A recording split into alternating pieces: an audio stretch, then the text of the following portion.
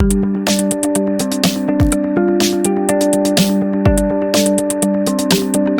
To SR7 TV news. బులెటిన్ల ముందుగా headlines. Sri Rama Navami సందర్భంగా సూర్య తిలక్ వీక్షించిన ప్రధాని మోడీ. శ్రీరాముడికి ప్రార్థనలు.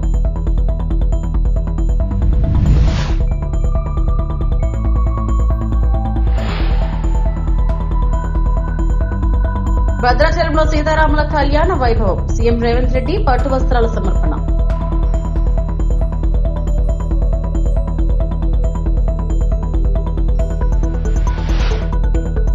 అయోధ్యలో రామనవమి వైభవం. బాలరాముడికి సూర్య తిలకం, భక్తుల పరవశం.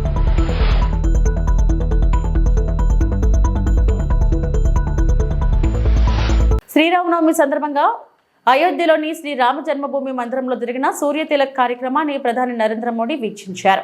ఈ సందర్భంగా భగవాన్ శ్రీరాముడికి ప్రత్యేక ప్రార్థనలు చేసిన ప్రధాని దేశ ప్రజల శ్రేయస్సు కోసం ఆకాంక్షించారు. శ్రీరామనవమి సందర్భంగా అయోధ్యలో నిర్వహించిన ఈ కార్యక్రమం భక్తి శ్రద్ధలతో వైభవంగా జరిగింది.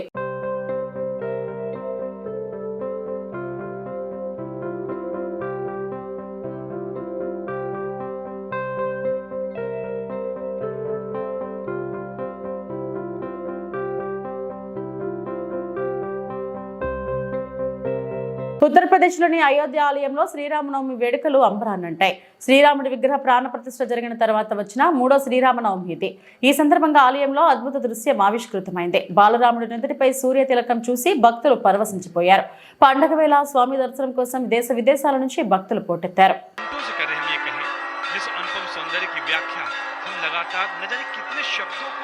प्रयोग करके अलग अलग तरीके से उनका व्याख्यान कर रहे हैं. आध्यात्मिक सौंदर्य बोध के साथ साथ भौतिक सौंदर्य बोध ला रहे हैं. हम भक्त और भाव और भावना के शब्दों का इस्तेमाल करके हम उस भावना से जुड़ रहे हैं, उस आस्था से जुड़ रहे हैं. और ये सौंदर्य वाकई अब देखिए आरती हो रही है और मैं अपनी वाणी को इस समय यहाँ पर कुछ क्षणों के लिए विराम देना चाहूँगा.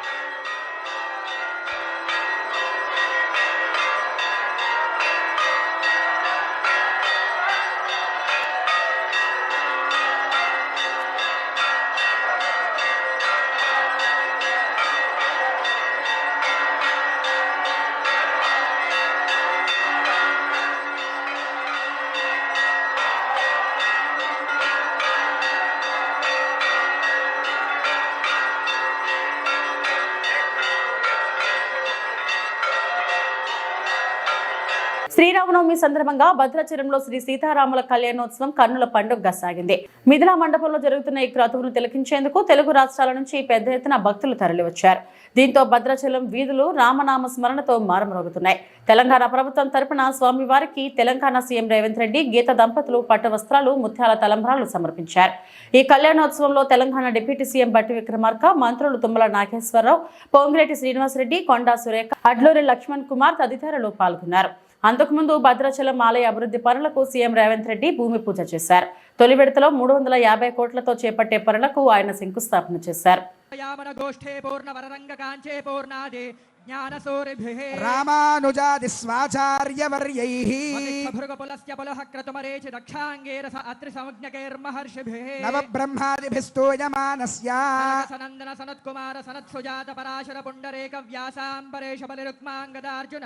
विभीषण हनुमद्गरुड़ शेष वाल्मीक्यादि परम भागवते संस्तूयमानस्य कटाक्षमात्र संजनित सहस्राक्षादि विजय विभव विलासायाः लोकजनन्याः कमलालयायाः कमल सलील संवाहित मृदुचरण कमलस्य श्रीमन्नारायणस्य अव्याहत दिव्याज्ञया प्रवर्तमानस्य विष्णु दिव्य नाभे कमल संभूतस्य सकल जगत् द्रष्टुः परार्धद्वय जीविनः चतुर्मुख ब्रह्मणः प्रथम परार्धानन्तरे द्वितीय परार्धे पंचाशताधिवर्षे प्रथम मासे प्रथम पक्षे प्रथमे घने द्वितीय यामे तृतीय मुहूर्ते त्रयोदश घटिकायां प्रथम प्राणायाम काले नाम ध्येयेन्द्र समये पार्थिवानंत कूर्म श्वेत वराह सावित्री मनु ब्रह्म प्रलयाख्य सप्तकल्पानां मध्ये वेदवाराह कल्पे स्वायंभव स्वारोजुष उत्तम तामसरीवत चाक्षुष वैवस्वत सूर्याग्नि धर्म ब्रह्म रुद्रकाच्य भौच्य चतुर्दश मन्वन्तराणामन्तरे सप्तमे वैवस्वत सहस्रपदमन्वन्तरे तत्रैकसप्तति महायुगानां सप्तविंशति गते विंशतितम महायुगे कृतत्रेतद्वापरयुगेषु गतेषु द्वात्रिंशत्सहस्रान्वितचतुर्लक्षसङ्ख्याब्दे वर्तमाने కలియుగే प्रथमपादे ఎమిగ్నూరు పట్టణంలో దారుణ ఘటన చోటు చేసుకుంది. అక్రమ సంబంధం కారణంగా భార్య తన ప్రియుడితో కలిసి భర్తను కిరాతకంగా హత్య చేసిన ఘటన కలకలం రేపింది. గోనెగండ్ల మండలం పెద్దనెల్లటూరుకు చెందిన నరేంద్రకు పద్మతో వివాహం జరిగింది. వీరికి 3 కుమార్తెలు ఉన్నారు. గత ఏడాది కాలంగా పద్మకు వంశీతో అక్రమ సంబంధం కొనసాగుతున్నట్లు సమాచారం. ఈ విషయంపై దంపతుల మధ్య తరచూ వివాదాలు జరుగుతుంటేవి. ఈ క్రమంలో మార్చి 21వ తేదీ రాత్రి నరేంద్ర మద్యం సేవించి నిద్రలో ఉండగా పద్మ తన ప్రియుడు వంశీని ఇంటికి పిలిపించింది. అనంతరం ఇద్దరు కలిసి నరేంద్రపై దాడి చేసి హత్య చేశారు. ఘటన సమయంలో పిల్లలను వేరే గదిలో పెట్టి తలుపు వేసినట్లు పోలీసులు తెలిపారు. హత్య అనంతరం నిందితులు సాక్ష్యాలను నాశనం చేయడానికి ప్రయత్నించారు. మృతదేహాన్ని చాపలో చుట్టి బైక్పై తరలించి కొల్లట్ల గ్రామ శివారులో పడేసి బైక్కు నిప్పంటించి తగలబెట్టారు. మార్చి 23వ తేదీన మృతదేహాన్ని గుర్తించిన పోలీసులు దర్యాప్తు ప్రారంభించారు. ప్రత్యేక బృందాల విచారణలో మృతుడు నరేంద్రగా గుర్తించారు. అనంతరం నిందితులు పద్మ, వంశీలు వీఆర్ఓ ఎదుట లొంగిపోయారు. పోలీసులు హత్యకు ఉపయోగించిన ఆయుధాలు, మోటార్ సైకిల్, సెల్ ఫోన్లను స్వాధీనం చేసుకుని కేసు నమోదు చేసి దర్యాప్తు కొనసాగిస్తున్నారు. నమస్కారం అండి. మనకి మార్చి నెల 23వ తారీఖు 2026 సంవత్సరంలో కలుగట్ల గ్రామ వీఆర్ఓ గారైన సుబ్బలక్ష్మి గారు ఇచ్చిన కంప్లైంట్ మేరకు కలుగొట్ల గ్రామ పంచాయతీ శివారులో ఉన్న మహాలక్ష్మి జిన్నింగ్ మిల్స్ ఆపోజిట్లో ఉన్న మన అక్కడ పోరంబోకు సర్వే నెంబర్ 279 నాగలాపురం వంక పోరంబోకు సర్వే నెంబర్ 279 పొలంలో బోయి ఈరన్న గారు సాగు చేస్తున్న మొక్కజొన్న పంటకి తూర్పు దిశలో ఒక మగ వ్యక్తిని చంపి కాల్చినట్టు ఉందని ఆవిడ ఇచ్చిన కంప్లైంట్ మేరకు ఎమ్మిగ్నూరు రూరల్ పోలీస్ స్టేషన్లో క్రైమ్ నెంబర్ 35/2026కు ఒక కేసు రిజిస్టర్ అయింది. ఆ కేసు మన గౌరవనీయులైన కర్నూలు జిల్లా ఎస్పీ గారు విక్రాంత్ పాటిల్ గారి ఆదేశాల మేరకు నా ఆధ్వర్యంలో జరిగిన ఇన్వెస్టిగేషన్లో భాగంగా ఆ మగ వ్యక్తి మనకి ఫస్ట్ ఎవరో కూడా గుర్తు తెలియదు. సో ఆ ఫొటోస్ని మనం తీసి అన్ని వాట్సాప్ ఛానల్స్లో, సోషల్ మీడియాలో, ప్రింట్ మీడియాలో, ఎలక్ట్రానిక్ మీడియాలో సర్క్యులేట్ చేయడం వలన కొంతమంది ఆయన్ని గుర్తుపట్టి అతను గోనెగండ్ల మండలంలోని పెద్దనెల్లటూరు గ్రామ నివాసి అయిన పులి నరేంద్ర అలియాస్ ఏసేపుగా గుర్తించి మనకు సమాచారం అందించడం అయినది.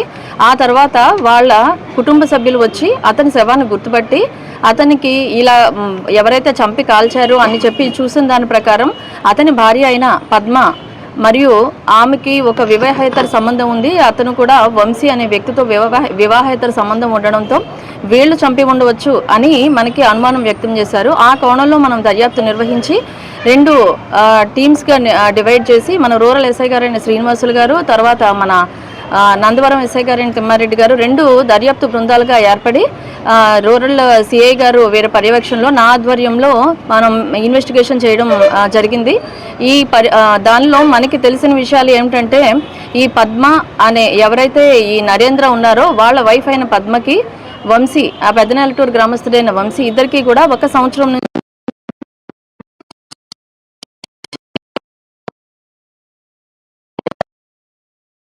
వీళ్ళకి 1 సంవత్సరం నుంచి వివాహేతర సంబంధం ఉండడం గ్రామంలో చాలా సార్లు నిర్వహించడం కూడా జరిగింది. అయినప్పటికీ ఈ వంశీ యొక్క సూచనల మేరకు పద్మ పెద్దనెల్లటూరులో వాళ్ళ అత్తగారు అక్కడ ఉన్న బంధువులు భర్తతో గొడవ పెట్టుకుని ఆమెది పుట్టిల్లైన ఎమ్మిగ్నూరు టౌన్లో నివాసం ఉండడం జరిగింది. అదేవిధంగా అతని యొక్క సూచనల మేరకు లాయర్ ద్వారా ఇతనికి నరేంద్రకి నోటీసులు కూడా పంపడం జరిగింది. ఆ నేపథ్యంలో మళ్ళీ పెద్దలు పంచాయతీ చేసి వీళ్ళిద్దరిని కలపడం జరిగింది. తర్వాత వాళ్ళిద్దరూ కూడా 1 నెల క్రితం నుంచి ఎమ్మిగ్నూరు టౌన్లో పద్మ యొక్క పుట్టిల్లైన ఎమ్మిగ్నూరు టౌన్లో వాళ్ళ ఇంటి దగ్గరలో వీళ్ళు కూడా నివాసం ఉండడం జరుగుతుంది. ఈ నేపథ్యంలో వాళ్ళు మనకి ఈ రోజు అంటే మార్చి 26వ తారీఖు 2026 సంవత్సరంలో ఎమ్మిగ్నూరు 8వ వార్డు వీఆర్ఓ గారైన లింగేష్ గారి దగ్గరికి వెళ్ళి పద్మ మరియు వంశీ వాళ్ళిద్దరూ కూడా ఎప్పటికైనా పోలీసులు మమ్మల్ని పట్టుకుంటారన్న భయంతో వాళ్ళ దగ్గరికి వెళ్ళి లొంగిపోవడం జరగడంతో ఆయన తీసుకొచ్చి మన రూరల్ సిఐ గారి దగ్గర ప్రొడ్యూస్ చేయడం జరిగింది. సో ఈ నేపథ్యంలో వాళ్ళు ఇచ్చిన కన్ఫ్యూషన్ మేరకు మనకు ఈ మర్డర్ వివరాలు తెలిసినది ఏంటంటే 21వ తారీఖు అంటే శనివారం, మార్చి 21వ తారీఖు శనివారం రోజు రాత్రి పద్మ తన ప్రియుడైన వంశీకి ఫోన్ చేసి వాళ్ళు ప్లాన్ ప్రకారము ముందే అనుకోవడంతో నరేంద్ర ఎప్పుడైతే ఇంటికి వచ్చి మద్యం సేవించి గాఢ నిద్రలో ఉన్నప్పుడు ఆమె ఫోన్ కాల్ ఆధారంగా వంశీ వాళ్ళ ఇంటికి రావడం జరిగింది.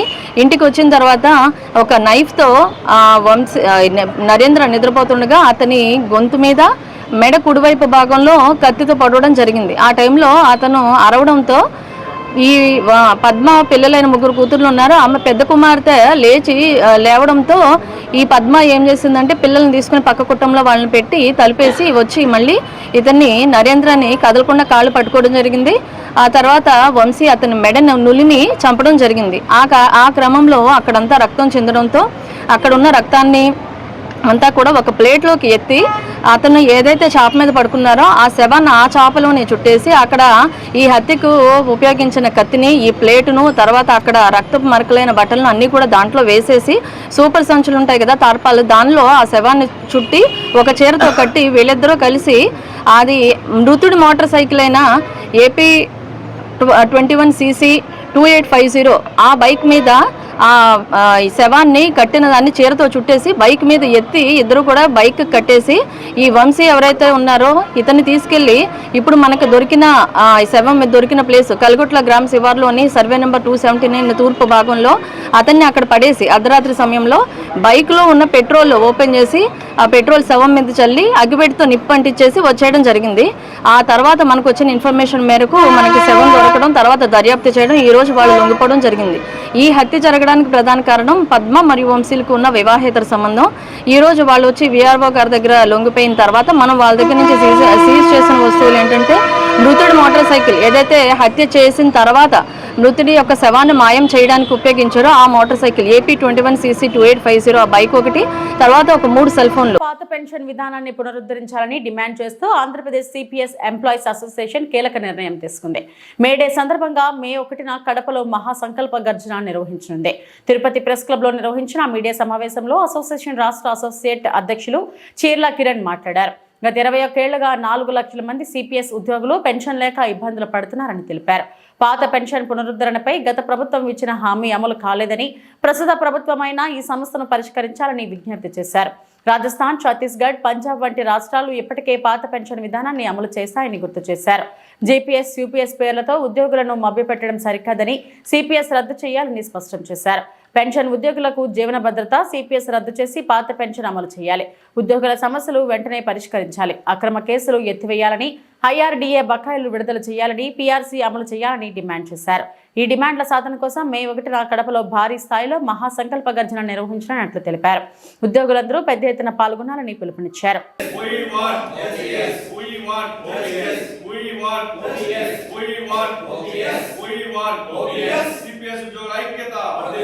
మీడియా మిత్రులందరికీ నమస్కారం. ఈరోజు మీడియా సమావేశాన్ని నిర్వహించడానికి కారణము కడపలో మేడేని పురస్కరించుకొని మే 1వ తారీఖున మహాసంకల్ప గర్జన ఈ CPS రద్దు పైన ఒక కార్యక్రమాన్ని నిర్వహిస్తున్నాము. అందులో భాగంగా ఈరోజు ఈ మీడియా సమావేశం ద్వారా ఉద్యోగస్తులందరినీ కూడా ఈ యొక్క సంకల్ప గర్జనకి పిలుపునివ్వడానికి ఈరోజు మీడియా సమావేశం నిర్వహిస్తున్నాం. గత 21 సంవత్సరాలుగా రాష్ట్ర ప్రభుత్వ ఉద్యోగస్తులు ఎవరైతే 2004 తర్వాత రాష్ట్ర ప్రభుత్వంలో చేరినటువంటి ఉద్యోగులు ఉన్నారో వాళ్ళందరూ కూడా CPS పద్ధతిలోకి వస్తారన్న విషయము మీ అందరికీ తెలిసిందే. దాని తర్వాత అనేక ప్రభుత్వాలు వచ్చినప్పటికీ మేము చేస్తున్నటువంటి పోరాటాలు వాళ్ళ దృష్టికి తీసుకోవడం జరిగింది. రాజ్యాంగంలోనే డాక్టర్ BR అంబేద్కర్ గారు చెప్పారు, పెన్షన్ భిక్ష కాదు, పెన్షన్ ఉద్యోగుల హక్కు అని చెప్పి మన రాజ్యాంగంలోనే ఉంది. సుప్రీంకోర్టు కూడా క్లారిటీ కూడా ఇచ్చింది, ఉద్యోగస్తులకి పెన్షన్ ఒక హక్కు అని చెప్పి. అనేక సార్లు మేము రాష్ట్ర ప్రభుత్వంతో పోరాటం చేయడం జరిగింది. గత కొన్ని సంవత్సరాలుగా భద్రత లేని ఈ ఉద్యోగం చాలా భారంగా ఉంది. ఏదైతే పాత పెన్షన్ ఉందో ఆ విధానాన్ని పునఃప్రవేశపెట్టండి, ఈ CPS మహమ్మారిని రద్దు చేయండి అని చెప్పి మేము రోడ్డు కూడా ఎక్కడం జరిగింది. అందులో భాగంగా ఎన్నో నిరసన కార్యక్రమాలు చేశాం, ధర్నాలు చేశాం, రాస్తారోకాలు చేశాం. తద్వారా మా పైన అనేకమైన కేసులు బనాయించడం జరిగింది, గృహ నిర్బంధన జరిగింది. Service pension, retirement card. అప్పుడు 2018లో మేము ఈ AP CPS ఎంప్లాయీ అసోసియేషన్ ద్వారా చేసినటువంటి పోరాటం ఫలితంగా చంద్రబాబు నాయుడు గారు దిగొచ్చి ఆ రోజు చనిపోయిన వాళ్ళకన్నా ఓరటని ఇవ్వాలని చెప్పి మన ఇండియాలోనే మొట్టమొదటిసారిగా ఒక 2 జీవోలు కూడా రద్దు చేసిన విషయాన్ని మీకు గుర్తు చేస్తున్నాను. మరి ఉద్యోగులందరూ కూడా ధన్యవాదాలు.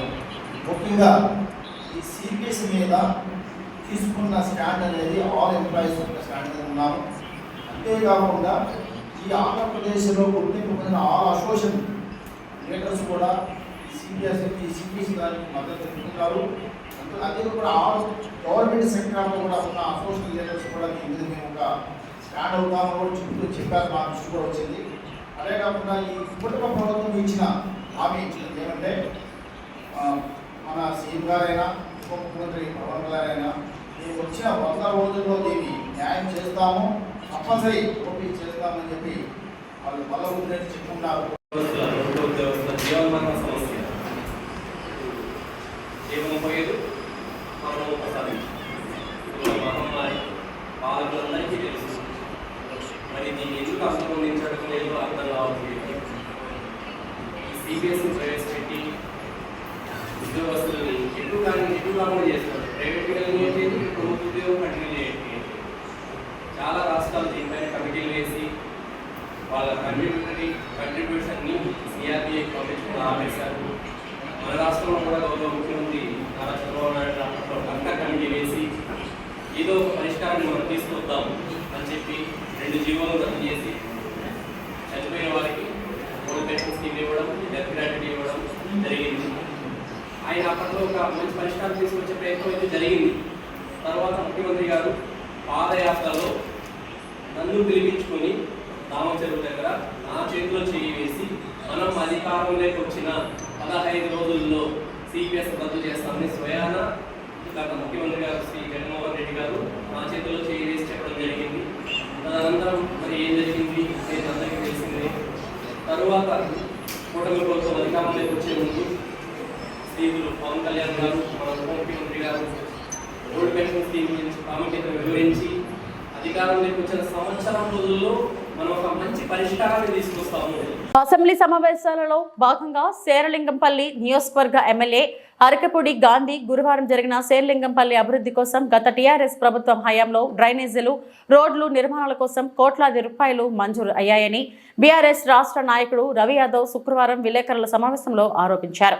నియోజకవర్గాన్ని అభివృద్ధి చేస్తారని, తన సొంత ఆస్తులను దక్కించుకోవడానికి కాంగ్రెస్ పార్టీలోకి వెళ్లి నియోజకవర్గ ప్రజలను మోసాలకు గురి చేస్తున్నాడని దుయ్యబట్టారు. సమావేశంలో పార్టీ నాయకులు పాల్గొన్నారు. ఎందుకంటే మా బీఆర్ఎస్ ప్రభుత్వం ఉన్నప్పుడే ఈ రోడ్లని శాంక్షన్ అయింది. మేము కాంగ్రెస్ పార్టీ ఈరోజు ఎక్కడ కూడా డెవలప్మెంట్ చేసేయాలని చెప్పేసి నీ మాటలనే అర్థమైంది. కాబట్టి మేము అడుగుతా ఉన్నాం.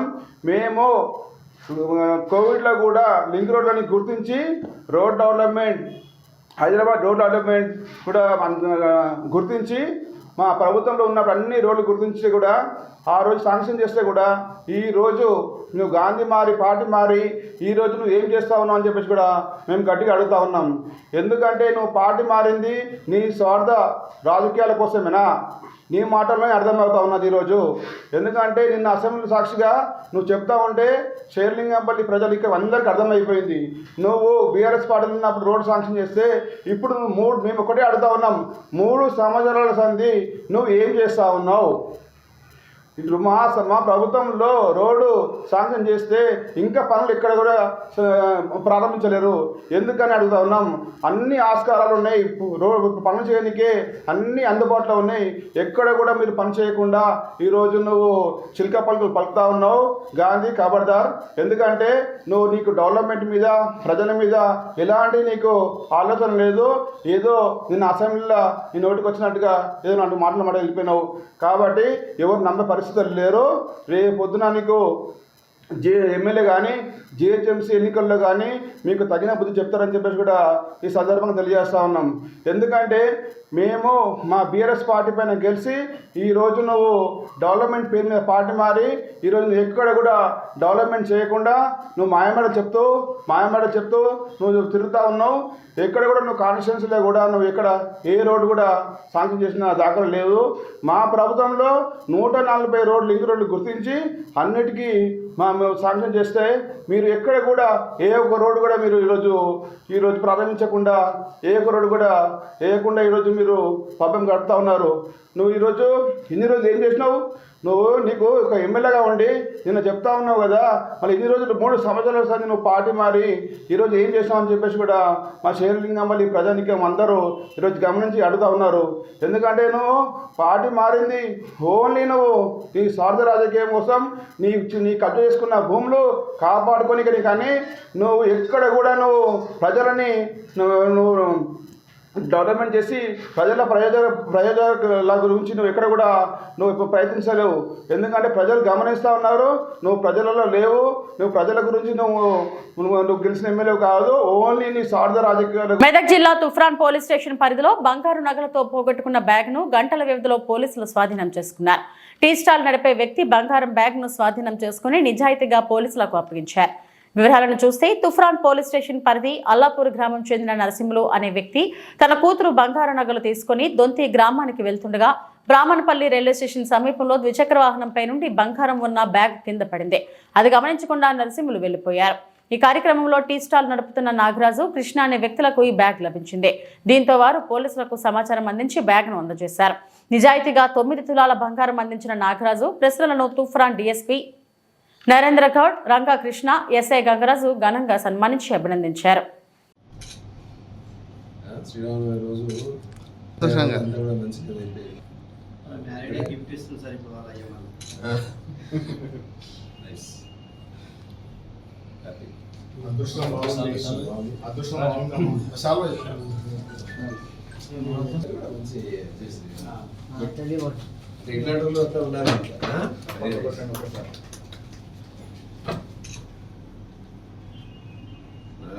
ఈరోజు తుఫ్రాన్ పోలీస్ స్టేషన్ పరిధిలోని అల్లాపూర్ గ్రామానికి చెందిన నరసింహులు అనే వ్యక్తి తన కూతురు పెళ్లి రోజు సందర్భంగా ఆయన ఒక 9 తులాల గోల్డ్, దాదాపు ఒక 13 లక్షల పడుతున్న గోల్డ్ ఆర్నమెంట్స్ దొంతికి తీసుకెళ్తున్న క్రమంలో, శభాష్పల్లికి తీసుకెళ్తున్న క్రమంలో అక్కడ స్పీడ్ బ్రేకర్ దగ్గర ఆ బ్యాగ్, ఏదైతే ఆభరణం ఉన్న బ్యాగ్ కింద పడడం జరిగింది. తర్వాత ఆయన అక్కడికి ముందు వెళ్ళిన తర్వాత ఆయన చూసుకొని మమ్మల్ని, పోలీస్ని, ఎస్ఐ తుఫ్రాన్ గంగరాజు, తర్వాత సిఐ రంగకృష్ణ అండ్ టీంని అప్రోచ్ కావడం జరిగింది. వెంటనే టీము రంగంలోకి దిగి మొత్తం సీసీ కెమెరాలు ఇవన్నీ కూడా వెరిఫై చేస్తున్న క్రమంలో మాకు ఇక్కడే మన అదే రూట్లో ఒక నాగరాజు అని చెప్పేసి ఒక టీ స్టాల్ నడుపుకుంటున్న నాగరాజు ఆ స్పీడ్ బ్రేకర్ దగ్గర పడున్న ఈ బ్యాగ్ను గమనించేసి ఆయన దాచిపెట్టడం జరిగింది. అదే విషయాన్ని కృష్ణకు షేర్ చేసుకున్నాడు.